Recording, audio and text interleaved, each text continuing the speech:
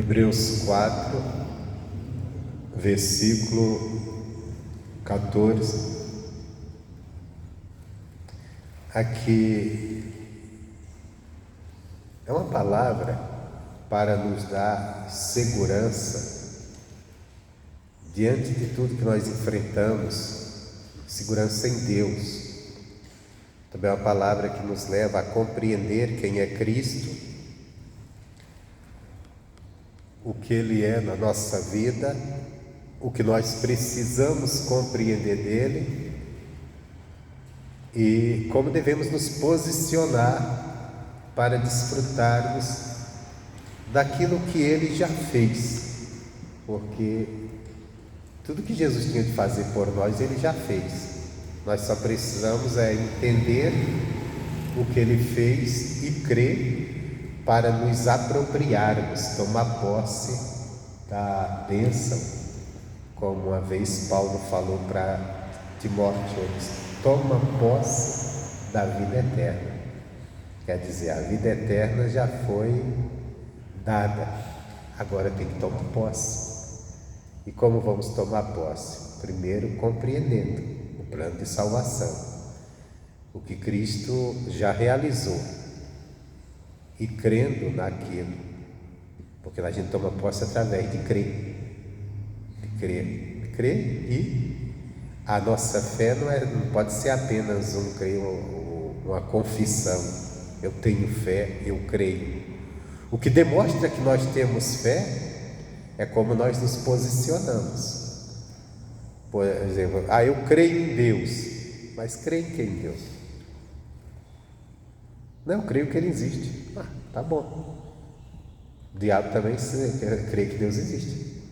Ele sabe, ele nem crê, ele sabe que Ele foi um anjo. Agora, eu creio no que está escrito sobre Ele, eu creio na palavra dEle, eu creio em tudo o que Ele disse.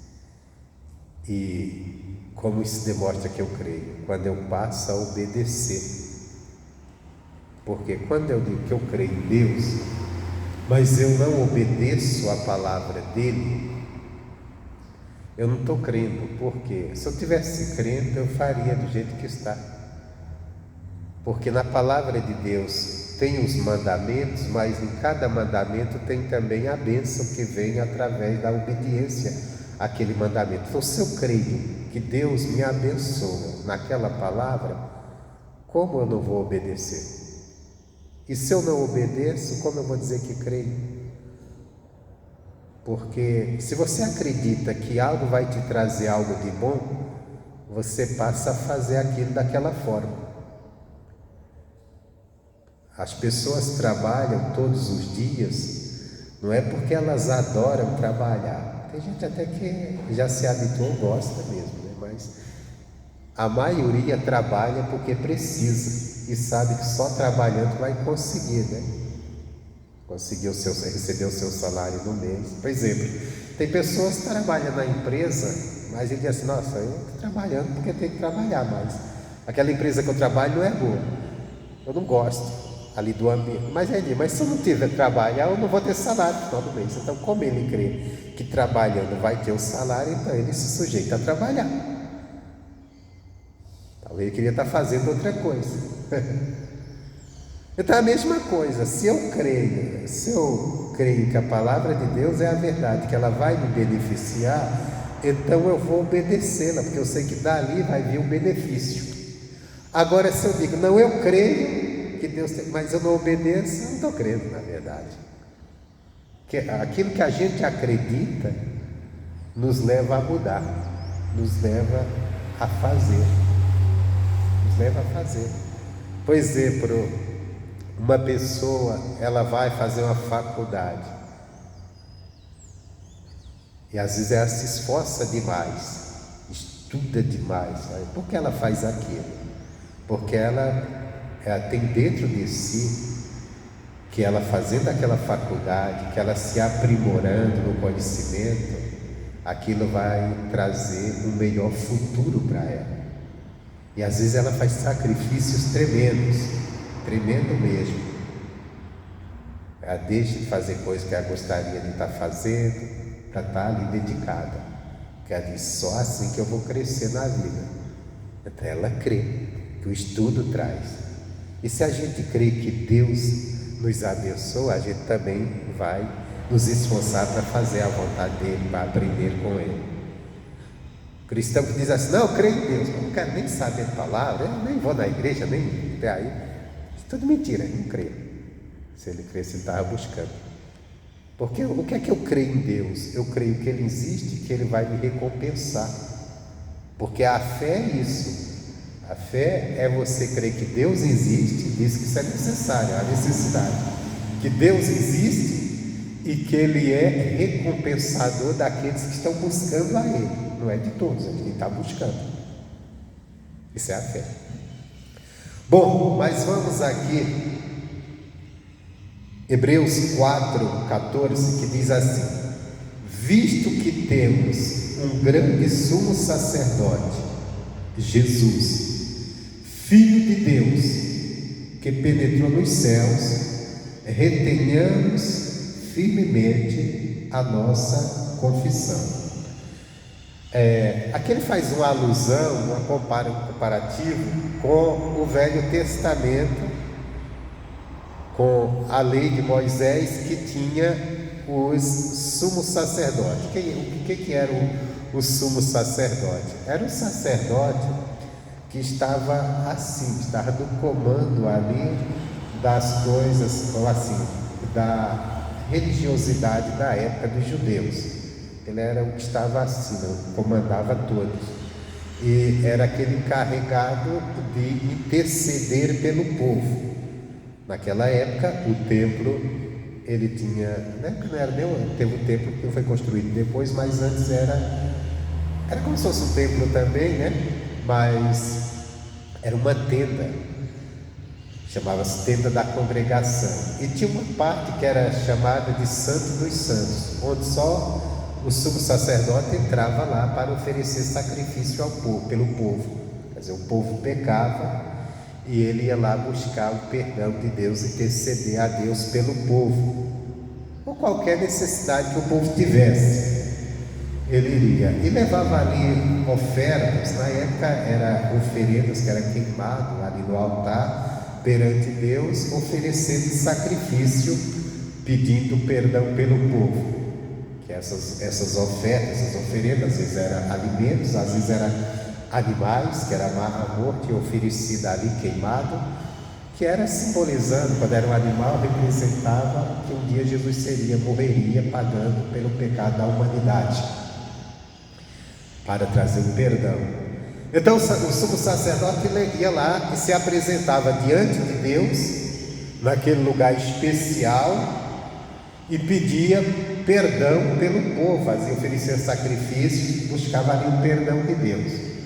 Hoje não é necessário nem o sacerdote, nem ninguém pedir perdão por alguém a Deus. O sacerdote de religião nenhuma chegar, não, vou entrar no lugar e pedir perdão a Deus pelos pecados de alguém que pecou. Hoje a pessoa tem liberdade dela mesma chegar a Deus e buscar o perdão de Deus, se errou, confessar, reconhecer e ele mesmo ir adiante de Deus em nome de Jesus. Quer dizer, naquela ordem que Jesus deixou, que ele disse, no meu nome vocês orarão o Pai. Então a pessoa pode entrar hoje diante, porque quando você hoje entra em oração e pede a Deus uma bênção, um perdão, como naquela época de um sumo sacerdote, quer dizer, a pessoa ia até o sumo sacerdote, dizia assim, olha, eu errei, falhei, vamos dizer que fosse caso de pecado, eu pequei e eu vim aqui para que o Senhor interceda a Deus por mim.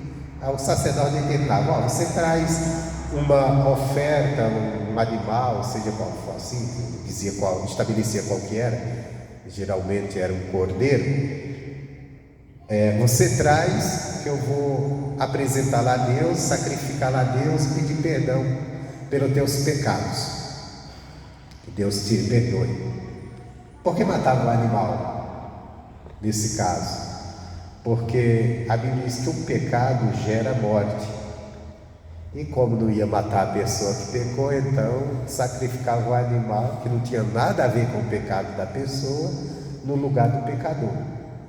Isso no Novo Testamento aconteceu com Jesus, morrendo na cruz sem ter nenhum pecado pelos pecados da humanidade. Então, para você compreender, tudo que era do Velho Testamento era uma figura do que Jesus iria fazer. Então tem essa questão. Então o sacerdote ia lá, a pessoa não ia direto a Deus, ele ia pedir para o sacerdote interceder. E hoje você vai a Deus, mas também você não vai direto a Deus. Por que você não vai direto? Porque Deus está nos céus, nós não entramos no céu. E quem está no céu diante de Deus? Qual o homem, o único homem que está diante de Deus nos céus hoje vivo? Jesus. Então você vai a Deus em nome de Jesus, porque quando você invoca a Deus no nome do Senhor Jesus, usando o nome de Jesus, você está usando o seu direito que você adquiriu pela obra que Jesus fez por você. Você não tem nenhum mérito de chegar diante de Deus, nem eu, nem você. Mas Jesus, Ele está nos representando lá. Por que Jesus nos representa diante de Deus? Porque Jesus, ao mesmo tempo que Ele é Deus, Filho de Deus, Ele também é homem. Por exemplo, nos céus, hoje, só tem um homem ali diante de Deus, representando a humanidade, porque o resto são anjos. Os anjos são espíritos, não tem carne. E o único homem que entrou nos céus, morreu, ressuscitou e entrou nos céus, Jesus. A gente está esperando ainda a volta de Jesus, onde todos que morrer vai ressuscitar, quem estiver vivo vai ser revestido com corpo espiritual para entrar ali naquele lugar, realmente está ali diante de Deus. Então Jesus está lá intercedendo. Por isso que não adianta usar outra figura para buscar intercessão diante de Deus, só Jesus, porque Ele morreu e ressuscitou e foi glorificado e entrou e sentou do lado de Deus. Então Jesus hoje, para nós, Ele é a figura do sumo sacerdote que ia porque qual que era a figura?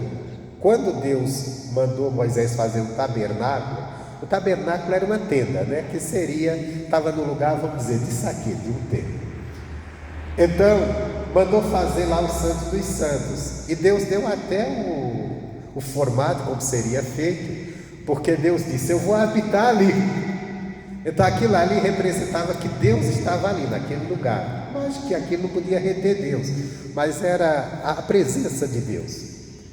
Então, quando o sacerdote entrava ali, é como se ele estivesse entrando na presença de Deus mesmo.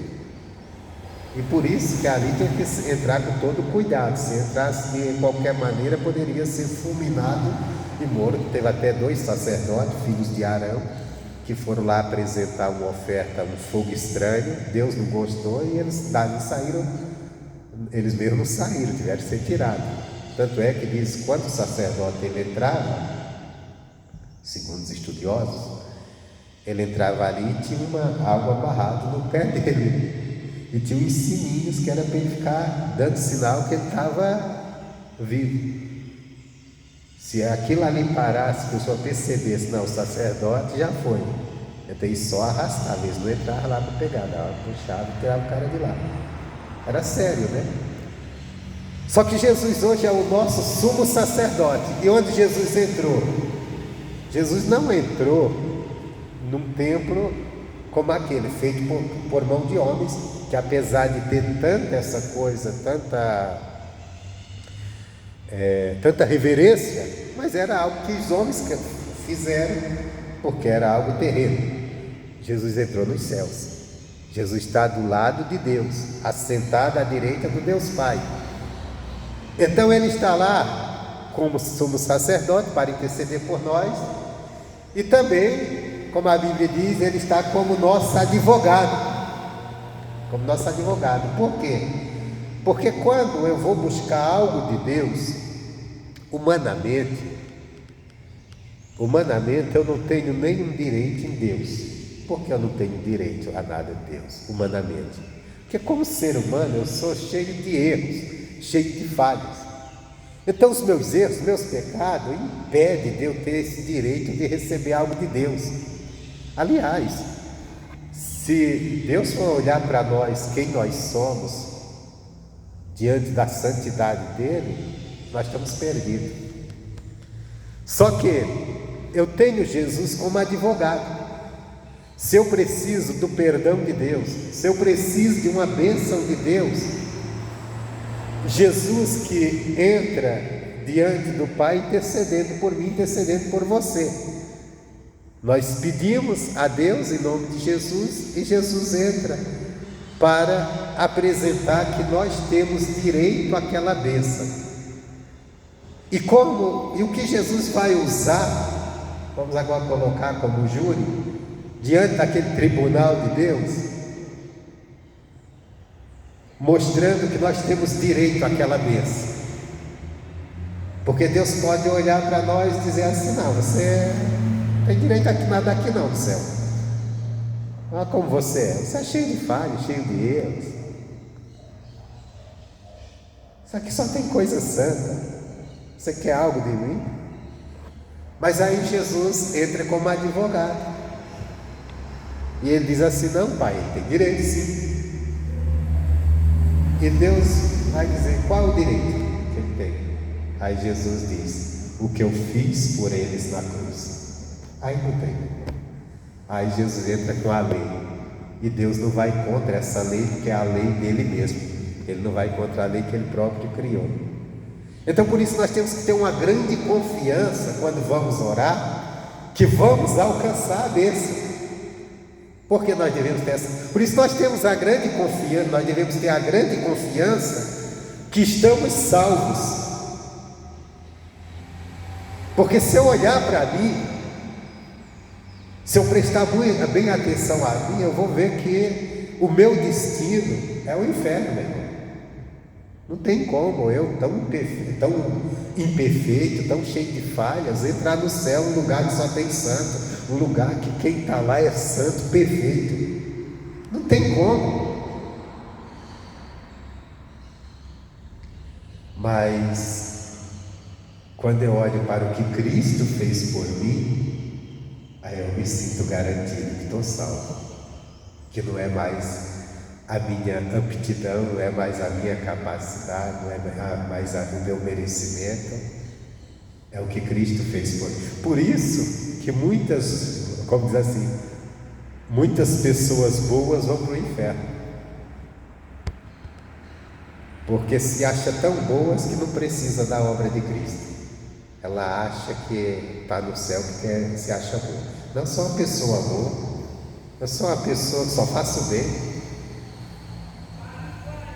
Mas mesmo fazendo bem, mesmo se achando bom, ou todo mundo dizendo que você é uma pessoa boa, você precisa da obra de Cristo ainda. Porque aquele que bate no peito e diz: eu sou uma pessoa boa, tem muita coisa ruim nele ainda, que ele só não percebeu porque ele não foi olhar pela palavra. Porque todas as vezes, eu já falei mil vezes aqui, mas todas as vezes que eu me examino olhando para a palavra de Deus, eu vejo o quanto eu preciso melhorar, o quanto eu preciso mudar. Porque aqui está a perfeição da palavra, aqui está a perfeição, e nós somos cheios de imperfeições, cheios de egoísmo.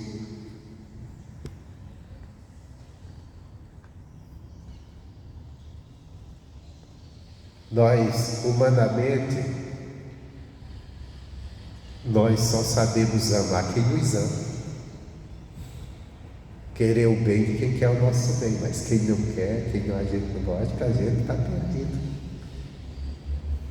Então quer dizer, para a gente receber algo de Deus, a gente tem que ter um Salvador mesmo, que é Jesus.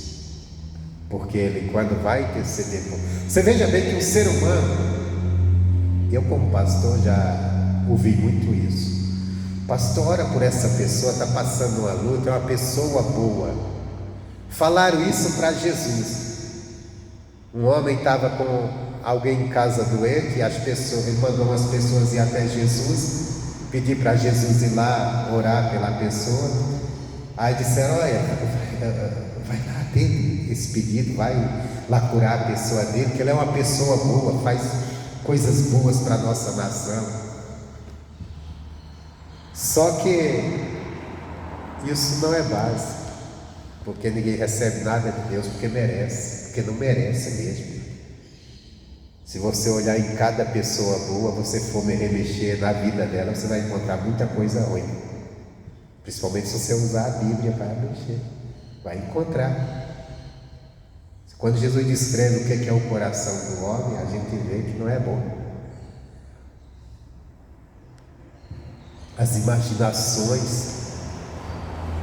Eu lembro agora do meu primeiro pastor. Ele disse assim: olha, se pudesse passar o que está no coração de uma pessoa, ou que os pensamentos dela numa tela de televisão, ela ficava completamente envergonhada.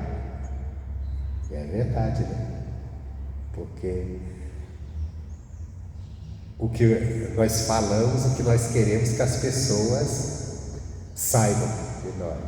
Sabe aquela frase que diz assim: minha vida é um livro aberto, só que é aberto na página que você quer que o outro leia. Não é aberto em todas as páginas, não. Todo mundo tem alguma coisa que ele é assim. Às vezes a pessoa tem coisa que ele mesmo está lutando contra aquilo. Ele sabe que é errado. Então quer dizer, o ser humano não tem ser humano perfeito. O ser humano é falho. Então não tem como esse ser humano cheio de falhas, cheio de coisas, ele merecer algo de Deus. Ele precisa de um Salvador, Jesus. E se não se colocar diante disso, está perdido. Então, continuando aqui.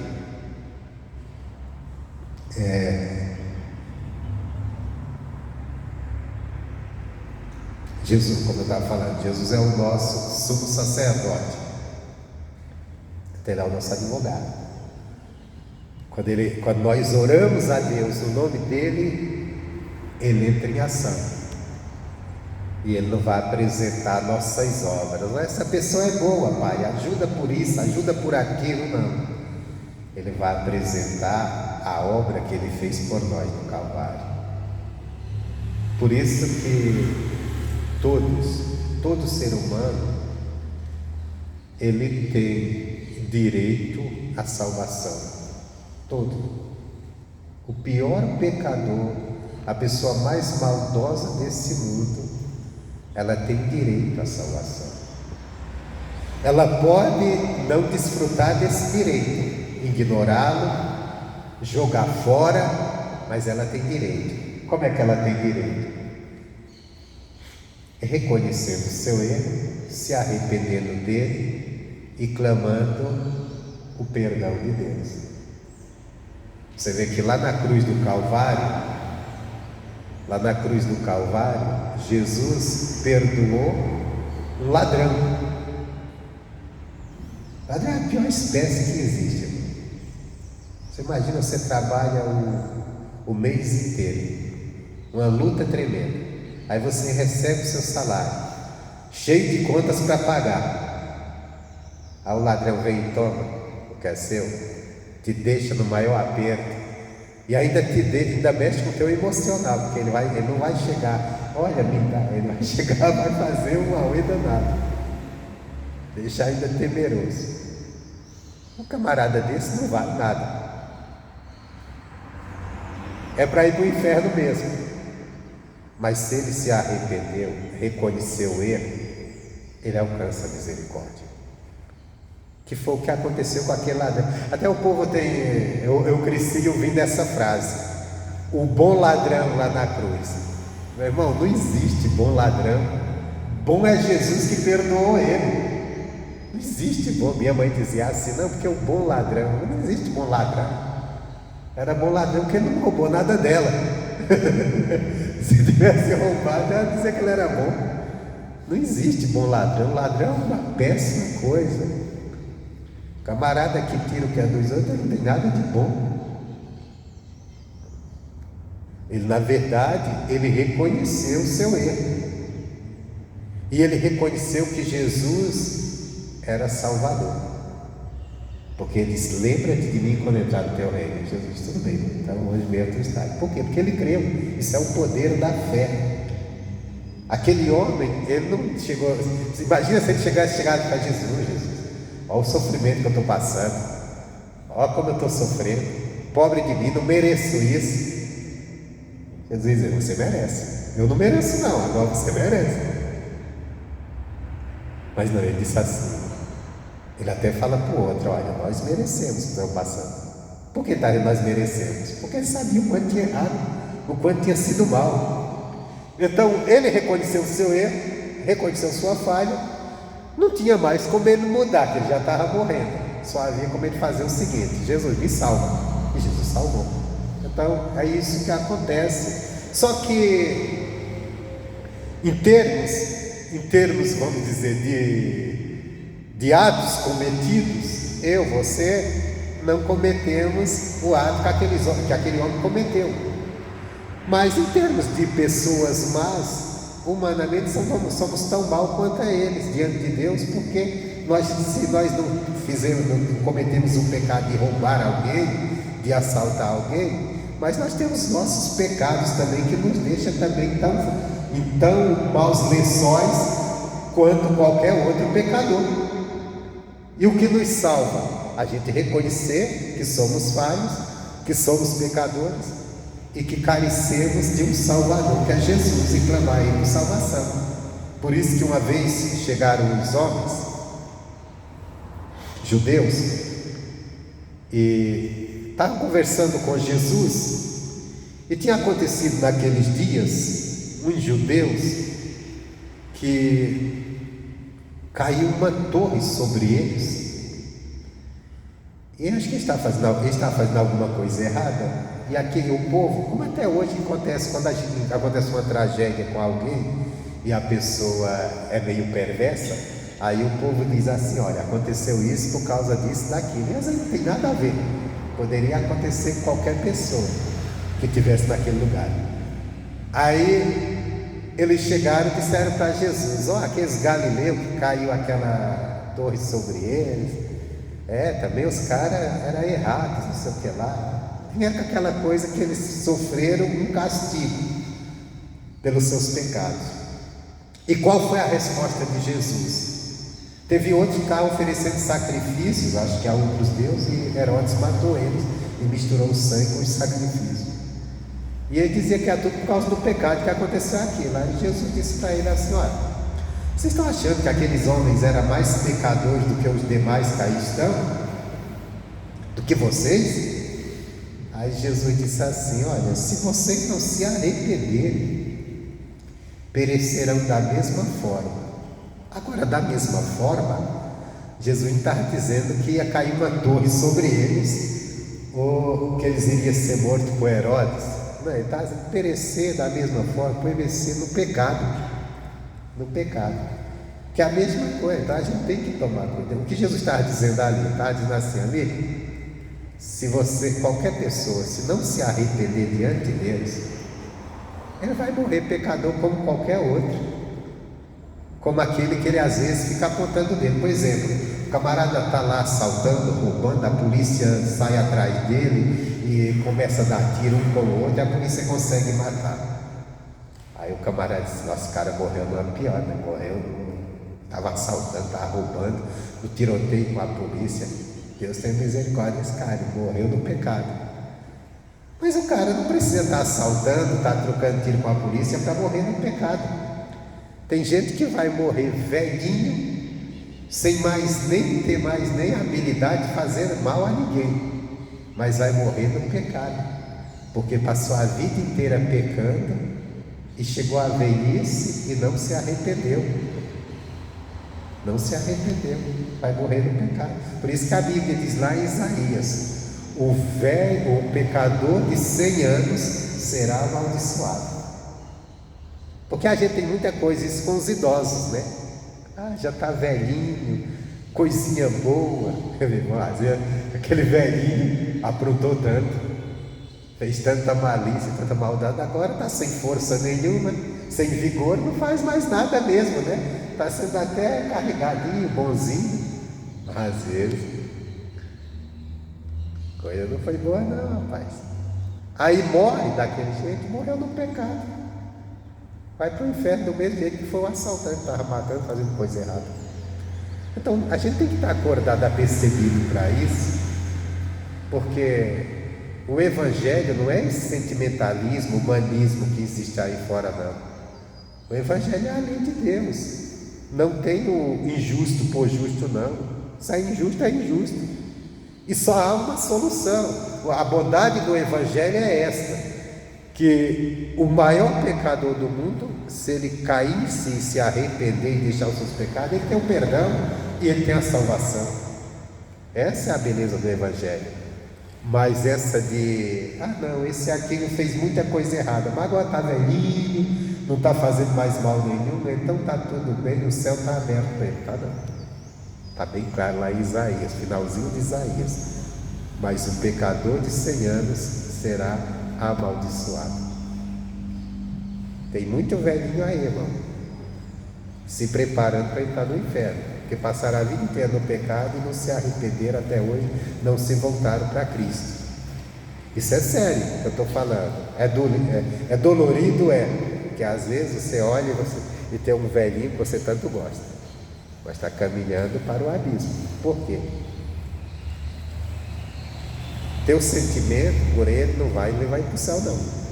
O que vai levar é ele reconhecer: mas espera aí, eu vivi uma vida toda sem Deus, Deus me perdoa, me ajuda, eu creio na tua salvação. Por isso nós temos que pregar o Evangelho para velho, jovem, rico, pobre, para todo mundo. Para todo mundo, não existe. Tem gente que acha que faz pregar o Evangelho só para pobre que está precisando. Não, o rico também está. Ou é para o jovem que está precisando, que o jovem está naquela desenfreio danado. Não, mas também o velhinho também. Às vezes o velhinho está pior que o jovem. Porque o jovem às vezes ainda tem mais tempo para cair em si, e o velhinho já está indo.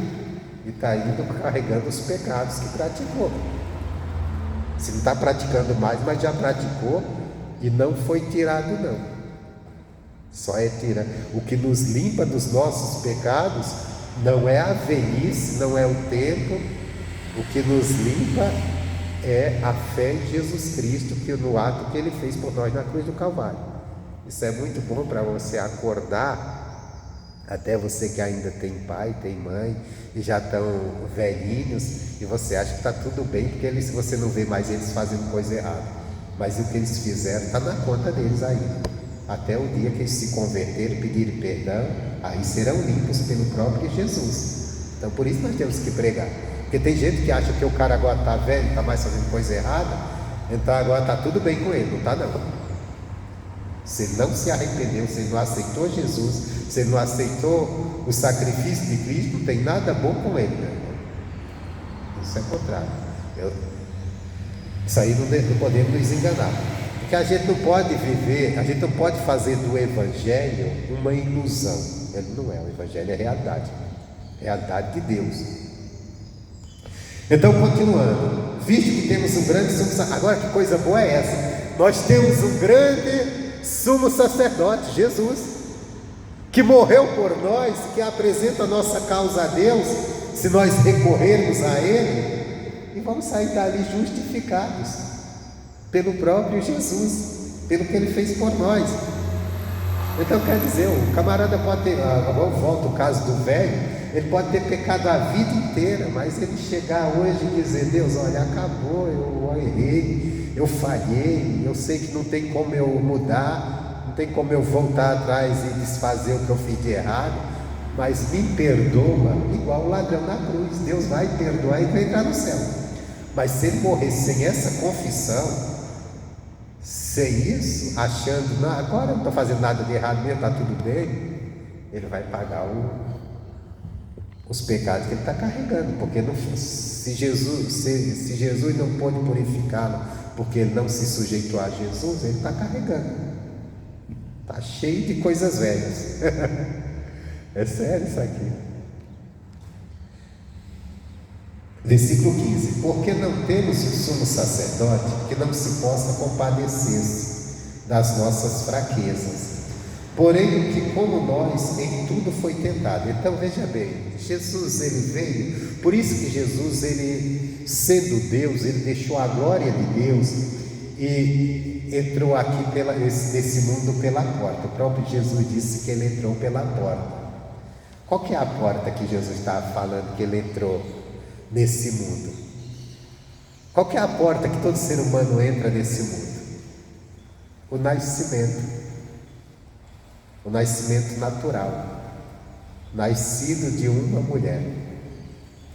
Se Jesus tivesse vindo nesse mundo como ser espiritual, como que ele era, ele não tinha entrado pela porta da humanidade, porque ele não seria humano, não teria nada de humano. Por exemplo, um anjo vem até o céu, vem até a terra, ele não é um ser humano, ele não se torna um ser humano, porque ele é um ser celestial, ele é espírito. Agora Jesus, ele nasce de uma mulher, de um ser humano. Ele nasce com toda aquela... Isso é uma coisa tão humilhante para um Deus, porque a Bíblia diz que Jesus deixou sua glória de Deus e nasce como homem. E a gente, conhecendo as fraquezas do ser humano, principalmente o nascimento, nasce uma criancinha indefesa, necessitando que alguém troque suas fraldas, limpe ele quando ele se suja. Jesus passou por tudo isso. Você imagina se isso... Por isso quando Paulo foi pregar um Deus, Jesus, aos gregos, que eram os homens da sabedoria, eles não entenderam isso. Como? Que Deus fraco é esse? Porque os deuses gregos era tudo mitologia, e eles criavam, que é mito criado da imaginação do homem. Então eles criavam assim, que tinha aqueles seres especiais, criados por si mesmos. Aí de repente fala de Jesus. Paulo chega lá pregando um novo Deus, que é o Deus, Jesus Cristo. E como que era ele? Nasceu de uma mulher, foi espancado, foi chutado, foi ferido, foi morto, mataram ele. No final dos contos ele ressuscitou. Isso para os gregos, disse, não tem nada a ver, não existe Deus dessa forma. Que Deus fraco é esse, que todo mundo manipula ele? Mas aí que mostra, era Jesus, apesar de ser Deus, mas ele tinha que se identificar conosco, ser um de nós. E ele se tornou um de nós, se tornando humano. Por isso, hoje a gente não queira entender porque os judeus não creram em Jesus. Se eu e você estivesse naquela época, com certeza havia quase 100% de que nós também não creríamos que ele era o Cristo. Por quê? Porque os judeus, ela olhava para Jesus e estava vendo um homem. Você já viu aquela frase que o povo fala hoje com os pregadores, quando ele quer desprezar os pregadores? Eu acredito, esse pastor é um bando de comedor de arroz e feijão. Já ouviu essa frase? Mas Jesus estava aqui, era um comedor também, não de feijão e arroz, porque ele estava no Brasil. Se ele tivesse, mas era comedor da comida que os judeus comiam. Então eles poderiam falar a mesma coisa com Jesus. Esse cara está dizendo que é o Cristo, que é o Filho de Deus. Você é um comedor a comida na época era muito pão, um cordeiro, você é um comedor de carne, até quando não era eles, um comedor de pão. Eles comiam na refeição deles, até hoje, né? Eles usam muito pão e tem uns alimentos lá. Mas vamos dizer que fosse aqui no Brasil hoje, Jesus nascesse, é um comedor de feijão, arroz e feijão. Porque ele estava aqui como ser humano. Então, as pessoas não acreditavam, isso é o Cristo, porque eles esperavam que o Cristo fosse algo mais divino. Por exemplo, eu e você hoje pensar em Jesus, e talvez aí é onde nós falhamos. Porque nós pensamos em Jesus como um ser espiritual. Nós pensamos no lado espiritual que Ele é. Mas nós esquecemos que Ele era Deus, mas ao mesmo tempo estava aqui como homem comum. Então ele passou pelas mesmas fraquezas que nós. Fraquezas quer dizer as necessidades humanas. Ele se cansou, ele teve sono, ele sentiu frio, ele sentiu dor, ele sentiu fome, sentiu sede. Ele passou por tudo isso. Ele teve medo, ele chorou, ele se afligiu, sentiu aflição. Você vê quando Jesus ele está para ser preso, ele chega para os discípulos e ele diz assim: olha, minha alma está aflita até a morte. Ele estava sentindo a aflição do ser humano. Ele pensou em desistir da sua missão, como qualquer ser humano. Ele disse: Pai, se possível, afasta de mim esse sofrimento, esse cálice, né? Cálice quer dizer o sofrimento. Aí depois ele diz: mas que não seja feita a minha vontade, a tua. Quer dizer, a vontade dele, a vontade humana de Jesus era: eu não quero passar por isso, é muito sofrimento. Como ele disse, o espírito está pronto, o espírito dele estava pronto a servir o Pai, mas a carne dele estava gritando de medo. Pô, daqui a pouco eu vou subir naquela cruz, aqueles pregos vão entrar na minha mão, nos meus pés. Ele começou a se afligir. Isso é sentimento humano. Hoje eu vejo às vezes pregador sem noção nenhuma. Pregador sem noção. Não, crente não tem que ter medo. Jesus teve medo. Não é porque você é crente que você deixou o seu lado humano. Agora tem uma coisa, nós não podemos nos render ao medo, deixar que o medo nos domine. Mas se vem uma má notícia, o medo vem, meu irmão. Vem, não tem como vir. É um sentimento humano, é uma coisa humana. É a primeira coisa que vem. Meu Deus, vai acontecer isso. Aí você tem que saber o que você vai fazer nessa hora. Por exemplo, a Bíblia fala de Josafá, que ele recebeu uma má notícia e ele temeu, ele teve medo. Qual foi o posicionamento dele? Vou buscar a Deus. É o que o crente deve fazer. Meu Deus, está acontecendo isso. O coração na hora teme. Então eu tenho que fazer o quê? Não me entregar aquele medo, mas buscar a Deus. Não, vou confiar em Deus, vou buscar a Deus. Aí quando você vai buscar a Deus, aí Deus vem com a palavra dele, te conforta, te fortalece, para você vencer aquilo, para não ser dominado pelo medo, e o medo te levar a um desânimo, a uma descrença e tudo. Mas vai ter, porque é ser humano. Jesus passou por tudo isso. Eu já vi gente dizer assim: que é isso, irmão? Crente com choradeira, crente não chora. Jesus chorou. Jesus chorou na morte de Lázaro. Sabe por que Jesus chorou? Porque ele era humano, ele estava aqui como humano. Ele passou pelas mesmas fraquezas. Hoje às vezes você chega e você vê algumas pregações que aí onde alguns crentes passam por problemas emocionais, fica assim, não sabe onde buscar ajuda. Porque ele não sabe. Porque ele tem que aparentar para as pessoas que ele é um super-herói da fé. Porque algumas pregações querem colocar você como super-herói, você não é. Sua estrutura é humana. Agora, lógico, você tem um Deus para você buscar Ele e Ele te fortalecer, te dar forças para você se tornar forte ou capaz para vencer a tentação. Amém, Jesus?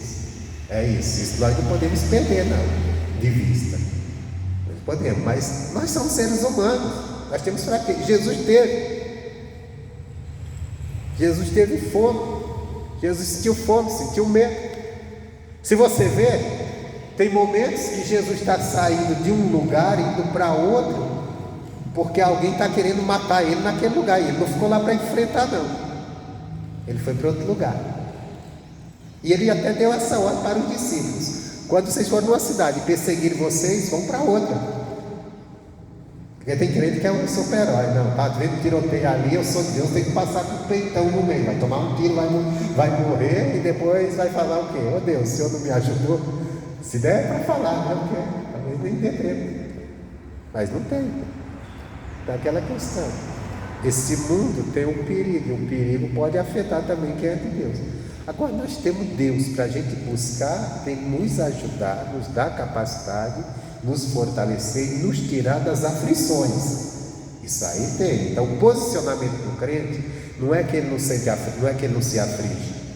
Uma coisa é você se afligir, outra coisa é você deixar que a aflição domine você.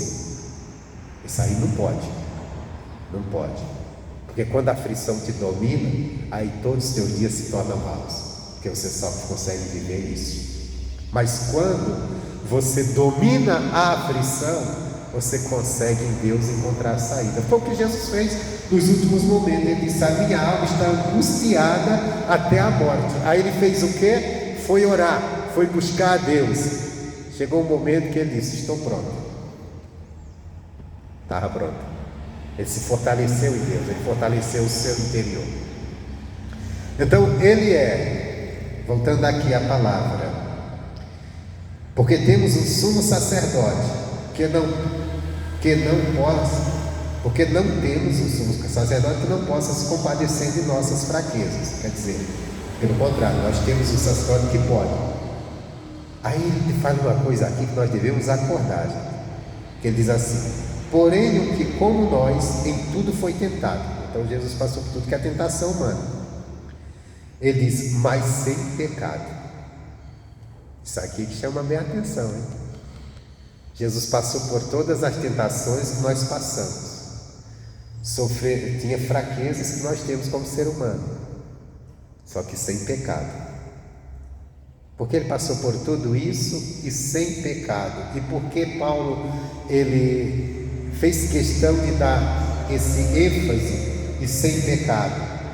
Porque Jesus está aqui como ser humano, como qualquer um de nós, mas nem por isso ele se rendeu ao pecado, nos deixando o exemplo que nós podemos andar afastados do pecado,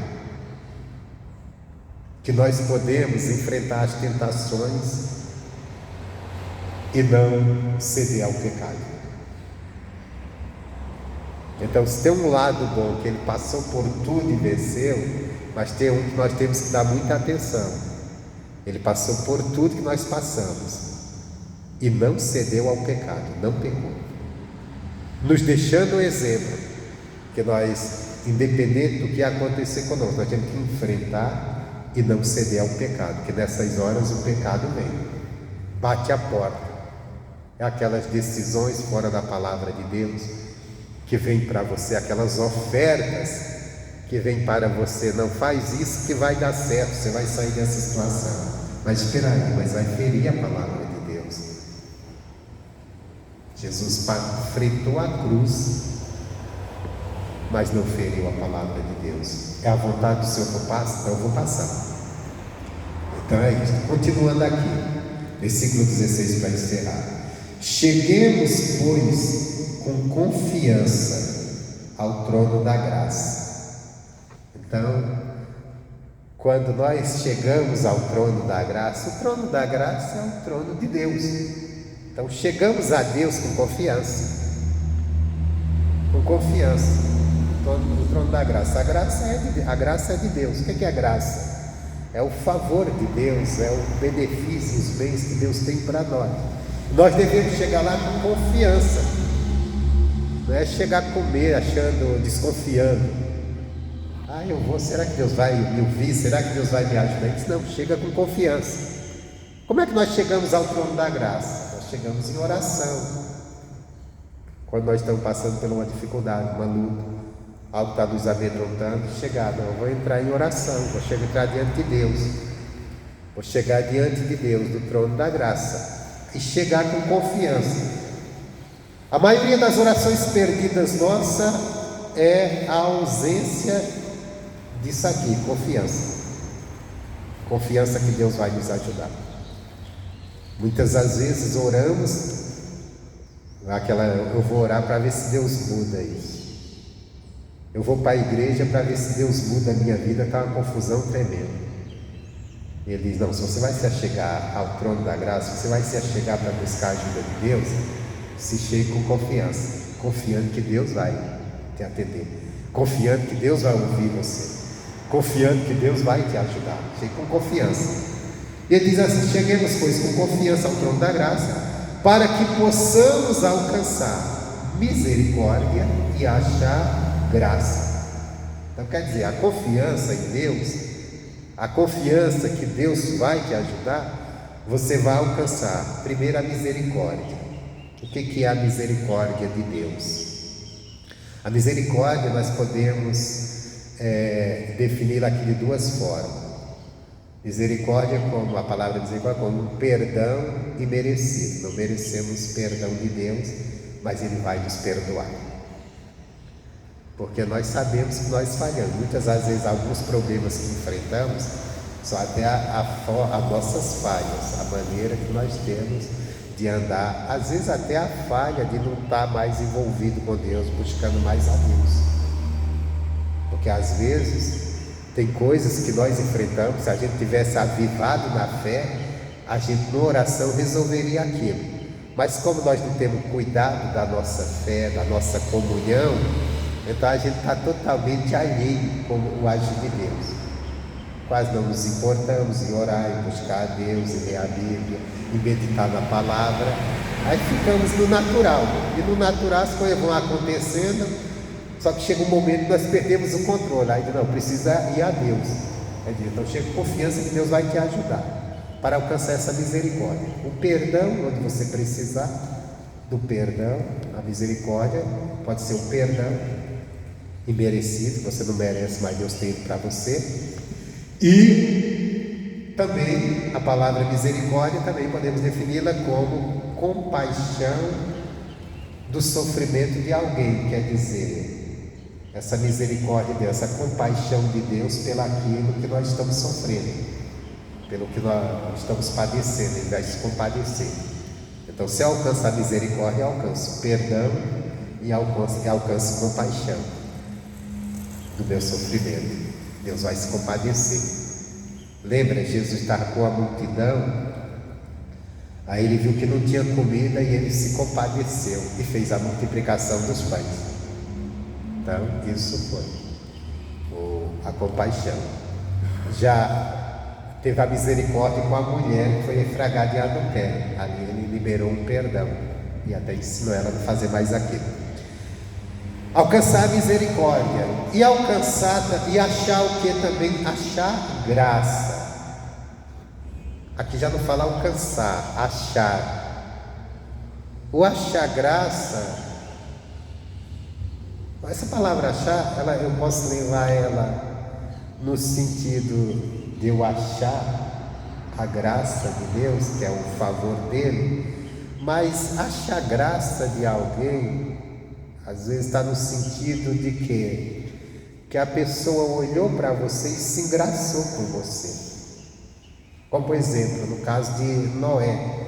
Noé achou graça aos olhos de Deus.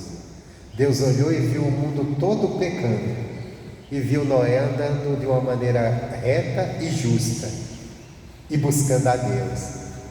Aí ele achou graça.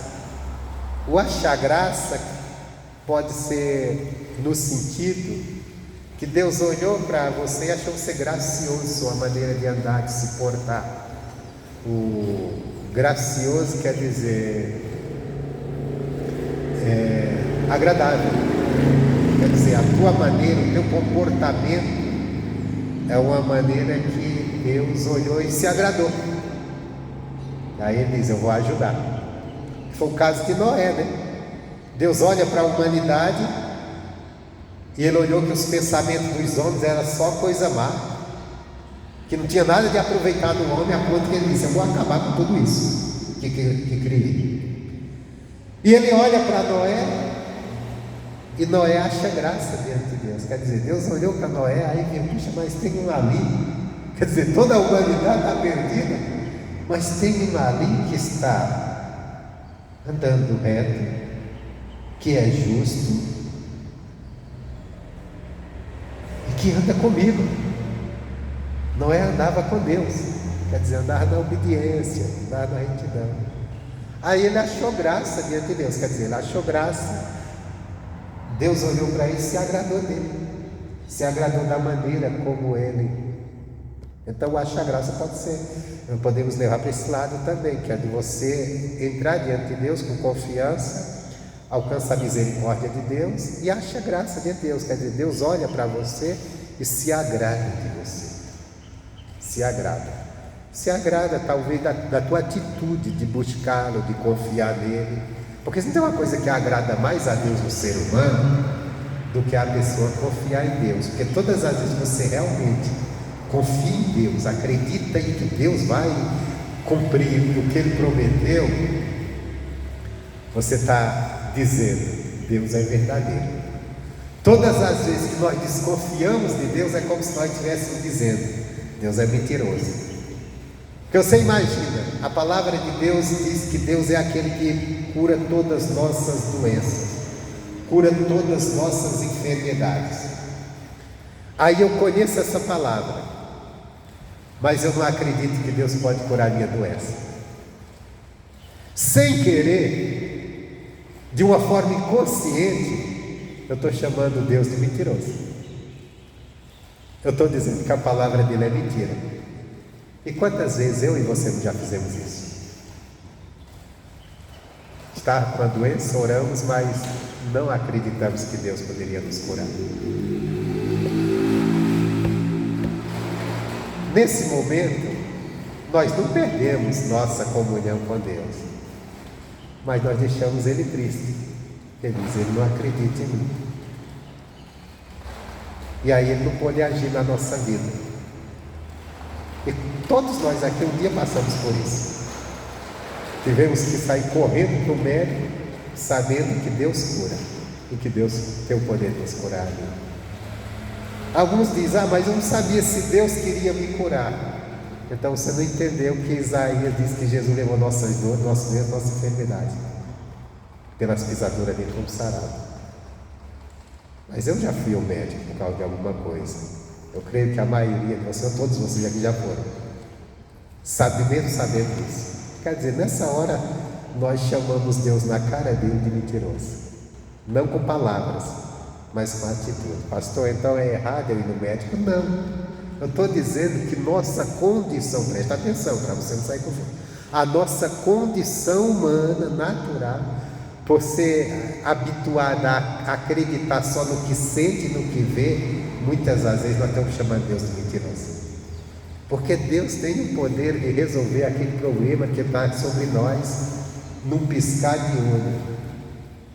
E Ele quer resolver.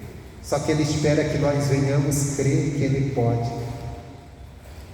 Igual o cego chegou diante de Jesus e Jesus disse para ele, o que você quer que eu faça? E ele disse assim, eu quero ver. Aí Jesus disse assim, e tu crês que eu posso? Ele disse, creio. Aí Jesus disse, então seja feito segundo a tua fé. Meu irmão, Deus quer dizer isso tudo conosco quando a gente chega com um problema diante dele. Jesus, eu estou doente, me cura, Jesus. A perguntinha dele vem, você crê que eu posso fazer? Você crê? Pode sair curado agora daqui? Se o Senhor quiser. Olha a desconfiança. A desconfiança. Ele queria ouvir o quê? O que ele ouviu do cego. Aquele cego foi curado por quê? Aquele cego era bonzinho, aquele cego era muito santo, aquele cego estava fazendo algo de agradar a Deus. Não, aquele cego estava pedindo esmola, não estava fazendo nada, não estava seguindo a Deus, não estava fazendo nada, estava todo dia ali pedindo esmola, cuidando dos seus interesses. Mas quando Jesus disse, você crê que eu posso fazer isso? Ele disse, eu creio. Então seja feito segundo tua fé. Nós não perdemos bênção, não é porque Deus não quer. A maioria das bênçãos que nós perdemos é porque nós não cremos. E Deus vai fazer segundo a certeza que Ele encontrar no nosso coração. Mas, não adianta a gente ser orgulhoso, não. Nós somos muito falhos na fé. Quantas das vezes oramos, mas o nosso coração não está com certeza que Deus vai fazer o que nós estamos pedindo a Ele? Não é verdade? Você ora e ora para ver se acontece, não porque você está com certeza. E Jesus disse: tudo que vocês pedirem em oração, crendo que o recebereis, tê-lo-eis. Olha isso aqui. Tudo que vocês pedirem em oração, crendo que recebereis, tê-lo-eis. Então, tudo que você pede na tua oração, você quer ter aquilo, creia que vai receber. Creia que vai ser feito o que você pediu. Só que o que é que elimina? Dúvida. Nós somos cheios de dúvidas. Nós não somos cheios de fé, nós somos cheios de dúvida. E até porque é natural. Porque nós não temos a capacidade que Deus tem. Deus sabe o que aconteceu lá no passado, o que está acontecendo agora, o que vai acontecer daqui a 1000 anos. Nós só sabemos do que passou, na humanidade esquecemos, e do que estamos passando agora, né? Do presente. O amanhã nós não sabemos o que vai acontecer. Então fica meio difícil da gente crer no que está por vir. Por isso nós precisamos de Deus se revelando ao nosso coração para crermos na palavra dele. Então por isso nós somos cheios de dúvida. Tudo que nós vamos fazer é na dúvida, não é verdade? Você diz assim: não, eu vou fazer esse negócio, vou investir nesse negócio, espero que dê certo. Estou orando a Deus para dar certo. Vai começar um ano, termina um ano, vai começar outro. Esse ano eu espero que seja melhor. Isso é natural, porque você não sabe se vai ser. Eu estou trabalhando, estou estudando, estou fazendo um curso, que eu espero que meu futuro seja melhor, mas você não sabe se vai ser.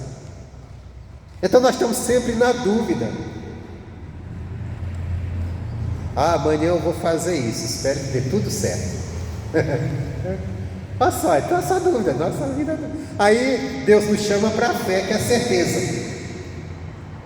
Aí então, o que eu quero te dizer com isso? Porque eu falei assim, que nós perdemos às vezes uma bênção por falta de orar e crer. Às vezes oramos, mas não cremos. Então eu estou te explicando isso, que está no nosso natural duvidar. Então você não deve se sentir, você que não conseguiu vencer às vezes uma doença, uma enfermidade pela fé, não se sinta o pior cristão. Só saiba que você é humano, e como humano você falha.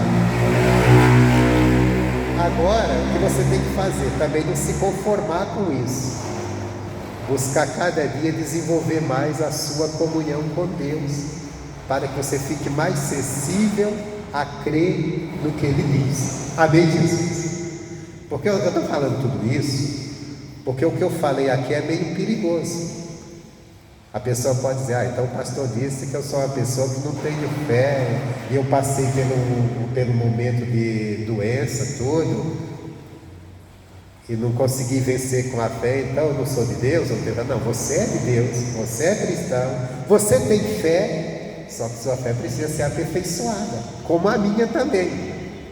Porque como você também, eu já fui no médico. Como você também, eu também tomo remédio, já tomei remédio. Então eu tenho que me colocar para você não achar que eu estou aqui querendo te colocar um peso que você não tem que carregar. Você tem que conhecer. O que eu quero te tirar daqui é o orgulho. Orgulho de crente. Qual é o orgulho de crente? Eu orei, eu criei, mas não foi da vontade de Deus. Eu orei, eu criei, mas não foi da vontade de Deus me curar. Se está na palavra dele que Jesus levou nossas doenças, nossas enfermidades, é da vontade dele. Agora, se não aconteceu, pode ter certeza, a falha não foi dele, foi minha. E por que eu falhei? Porque eu sou humano. E como ser humano, é mais fácil para mim duvidar do que ter certeza. Porque eu vivo De quando eu me conheço por gente, de quando você se conhece por gente, você vive num mundo de dúvida. Você vive num mundo de dúvida. Nossa, você que é pai, você que é mãe, nasceu teu filho. Quando ele nasceu, você se encheu de sonhos bons para ele. Mas a pergunta é: será que vai ser o que eu quero? Porque você sabe que muitas coisas podem acontecer na vida que não ser aquilo. E você não tem certeza do dia de amanhã. Nós não temos. Deus tem, porque sabe de todas as coisas. Então, por isso que Deus nos deu um caminho tão fácil de ser abençoado, que é a fé, mas ao mesmo tempo tão difícil para nós, porque nós nascemos e crescemos no mundo de dúvida. Então nunca se sinta menor que o outro irmão que venceu na fé, porque você não conseguiu vencer uma batalha. Sinta sim a necessidade de cada dia buscar mais a Deus, para que esse lado seja trabalhado e você venha vencer pela fé, que é muito bom. Amém, Jesus? Então eu quero deixar isso bem claro, para mim não deixar pessoas aqui com consciência pesada, achando: então eu sou a negação da fé. Não, não é não. Você é humano. Você é humano. Eu sou humano, também sou igual a você. E se você olhar os homens que tiveram grandes vitórias na fé da Bíblia, teve também momentos que eles fraquejaram. Você pega o exemplo de Elias. Ele orou, desceu fogo do céu e consumiu lá o sacrifício. Ele nem precisou pôr fogo, desceu fogo do céu. De repente veio a luta e estava Elias lá dizendo: Deus, eu não aguento mais essa luta, pode me matar. Na maior depressão, deitado lá no lugar esperando que Deus o matasse, porque não aguentava mais lutar. Um homem cheio de fé. Por quê? Ele era humano. O lado humano, quando fala. E por isso que a gente temos que estar na igreja, congregando, buscando a Deus, estudando a palavra, meditando nela, aprendendo, oração, cuidar desse lado nosso, para que nós possamos estar sensíveis à palavra de Deus, para na hora que precisar, crermos nela, porque Deus vai agir pela nossa fé. Nós já temos um Jesus para nos ajudar, e Deus espera essa confiança nossa nele. Só que às vezes ela falha por causa do nosso lado humano. Lembra das palavras de Jesus para encerrar? Quando o Filho do Homem voltar ao mundo, achará fé? Porque o ser humano é difícil de crer. Amém, Jesus? Então fica assim essa palavra. Espero que tenha te ajudado. Espero que você tenha entendido, que eu tenha conseguido transmitir. Se não, o Espírito Santo